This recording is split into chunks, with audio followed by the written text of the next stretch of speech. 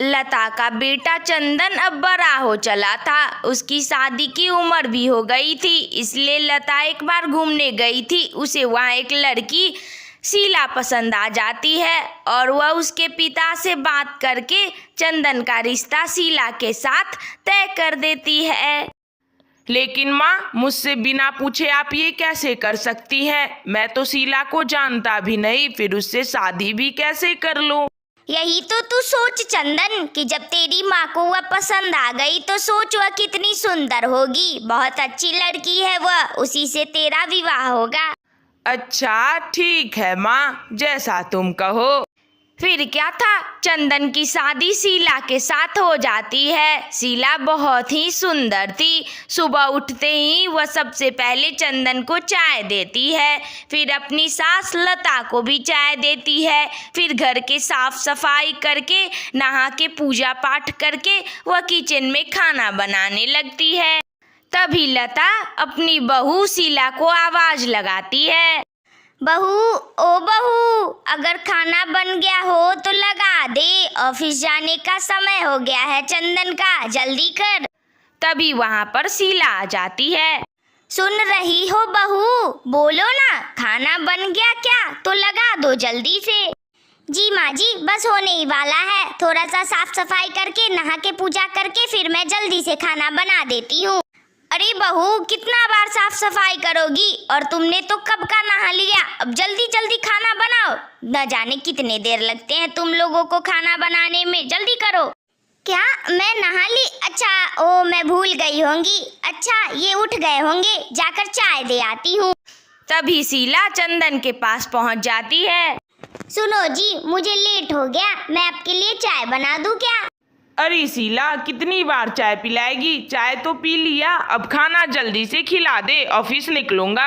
ओह अच्छा, चाय पी ली। अच्छा, मैं भूल गई होंगी। ठीक है, मैं खाना लगाती हूँ।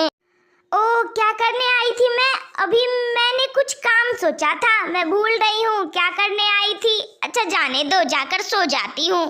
शीला का इस तरह का व्यवहार देखकर उसकी सास लता और चंदन दोनों बहुत परेशान थे। बेटा चंदन, मुझे लगता है बहू के ऊपर कोई बुरी साया है। मैं कल इसके लिए एक अच्छा सा पूजा रखवाऊंगी, तभी यह ठीक हो जाएगी। इसका व्यवहार बहुत अजीब है। हाँ माँ, शीला का व्यवहार बहुत अजीब है। जैसा तुम्हें ठीक लगे वैसा तुम कर लो। लता अपनी बहू शीला को अपने पास बुलाकर कहती है कि बहू, मैंने घर में एक पूजा रखवाई है, तुम आस पड़ोस में जाकर सबको कह आओ कि अपने यहाँ पूजा है, सब लोग समय से आ जाएं।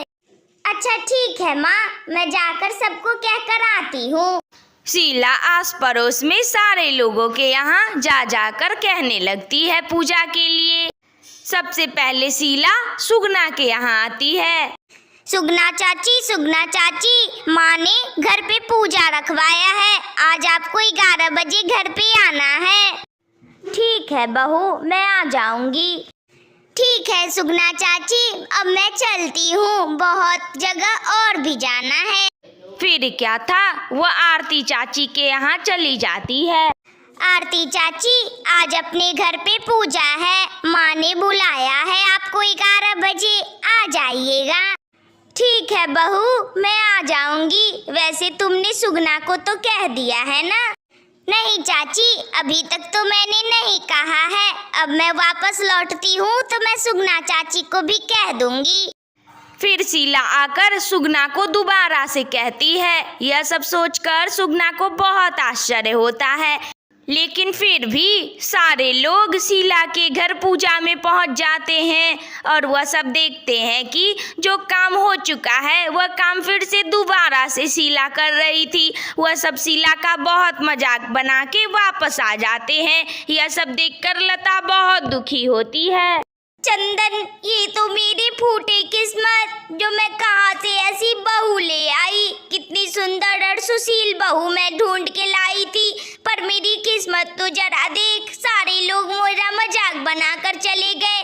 जो काम वह कर भी लेती है शीला, फिर से वही काम करने लगती है। सारे लोगों ने आज मेरा बहुत मजाक बनाया।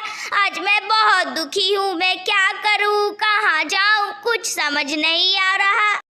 तुम चिंता मत करो माँ, अभी मेरे दिमाग में एक उपाय आ रहा है। देखना, अब तुम्हारी बहू हमेशा के लिए ठीक हो जाएगी और वह कुछ भूलेगी भी नहीं। फिर क्या था, चंदन शीला के पास पहुंचता है। शीला, अब मैं तुम्हारे लिए एक कॉपी और पेन लेकर आया हूँ। अब तुम जो भी काम कर लेना वह इस कॉपी और पेन में लिख डालना, और जो काम बाकी रहे वह फिर करने लगना। इससे तुम कुछ भूलोगी भी नहीं और लोग तुम्हारा मजाक भी नहीं बनाएंगे। ठीक है जी, मैं ऐसा ही करूँगी। फिर क्या था, शीला की अब बड़ाई होने लगी थी। वह बहुत सुंदर भी थी और अपने समय से अब सारा काम भी कर लिया करती थी। तो बच्चों, तुम्हें कैसी लगी यह वीडियो? अगर अच्छी लगी हो तो लाइक करो, शेयर करो, कमेंट करो और हाँ, सब्सक्राइब भी कर लेना। कार्टून वाली दीदी तुम्हें रोज नई नई कहानी सुनाया करेगी। Thank you. अपना बहुत सारा ख्याल रखना। फिर मिलेंगे अगली वीडियो में।